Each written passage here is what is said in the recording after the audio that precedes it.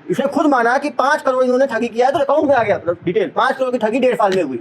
यदि उसका 20% भी माने, ये भाई बता रहा है, तो भी कम से कम 1 करोड़ की पैसा इसको मिला है। सर वो 2.5 करोड़ माना है सर, कमाया 2.5 करोड़ तो खुद ही माना है, 2.5 करोड़ कमाया है। यदि वो 18 महीने में 2.5 करोड़ कमाया है, तो महीने का कितना हुआ बताओ?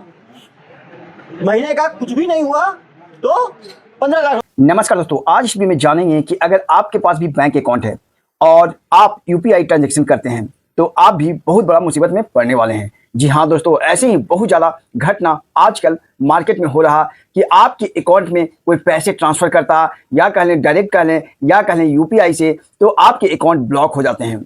और आज नहीं तो 2 साल 3 साल बाद आपके अकाउंट ब्लॉक होंगे और आपका अकाउंट पे कार्रवाई स्टार्ट हो जाता है। वो कैसे होता है दोस्तों, आज इस पे में जानेंगे, क्योंकि बहुत ही ज़्यादा धड़ल्ले से इशू हो रहा और वहाँ पे आप इनोसेंट मतलब कि आप गुनहगार नहीं भी होते हैं तो भी आपको बहुत बड़ा परेशानी झेलना पड़ सकता है। तो चलिए दोस्तों, आज इस वीडियो में पूरी तरह से जान लेते हैं। बैंक अकाउंट से या लेन देन करना पड़ सकता है भारी, खाता को हो जाएगा ब्लॉक। जी हाँ, एचडीएफसी बैंक सहित कम से कम 5 भारतीय बैंक जो मनी म्यूल लेन देन पर नजर रख रहे हैं। बैंकिंग धोखाधड़ी विश्लेषण विशेषज्ञों का कहना है कि बैंक पहले संदिग्ध मनी म्यूल खातों को ब्लॉक करते हैं और फिर जांच करते हैं। बैंक अकाउंट से लेन देन काफी तेजी से बढ़ रहा है और यूपीआई का इस्तेमाल जब से शुरू हुआ है, ट्रांजैक्शन की संख्या में बेहतर बढ़ोतरी हुई है।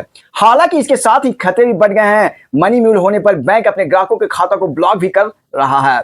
जी हाँ, कई ऐसे लोगों ने सोशल मीडिया के जरिए शिकायत दर्ज कराई है, उनके खाते ब्लॉक कर दिए गए हैं, वह लेन देन नहीं कर पा रहे हैं। आखिर क्या वजह है कि बैंकों को अपने ग्राहकों के खाता ब्लॉक करने पे मजबूर होना पड़ रहा है? या कह लें आप एचडीएफसी बैंक कह लें, एसबीआई बैंक कह लें, पंजाब नेशनल बैंक कह लें, या जितनी भी तरह का बैंकिंग है, थोड़ा सा भी संदिग्ध पाया जाता है तो उसे ब्लॉक करने पे मजबूर होना पड़ रहा है, वह लेन देन नहीं कर पा रहे हैं। आखिर क्या वजह है कि बैंकों को अपने ग्राहकों को खाते ब्लॉक करने पर मजबूर होना पड़ रहा है? आइए हम इसको विस्तार से समझते हैं और जानते हैं वो कौन सी गलती आप करते हैं जिसके बाद बैंक आपके खातों को ब्लॉक कर देता है।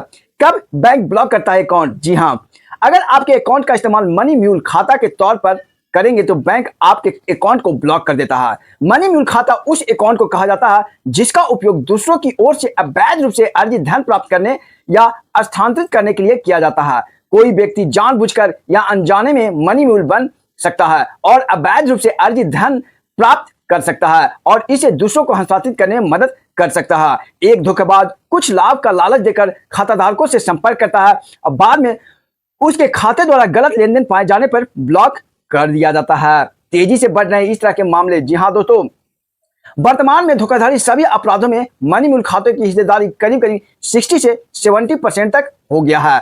धोखाबाज आसानी से मनी म्यूल खातों का उपयोग करते हैं, वह एक चुनौती बनी हुई है। इस धोखाधड़ी से निपटने के लिए सिंगापुर और यूके जैसे कुछ देश ऐसे हैं जो डेटा शेयरिंग का प्लेटफॉर्म बना हुआ है, वहां से आपको ये सब कुछ इंटीमेट मिलता है। बैंक खाते क्यों ब्लॉक कर देते हैं? बैंकिंग और साइबर सुरक्षा विशेषज्ञों के अनुसार एचडीएफसी बैंक सहित कम से कम 5 भारतीय बैंक जो कि मनी म्यूल लेन देन पर नजर रख रहे हैं।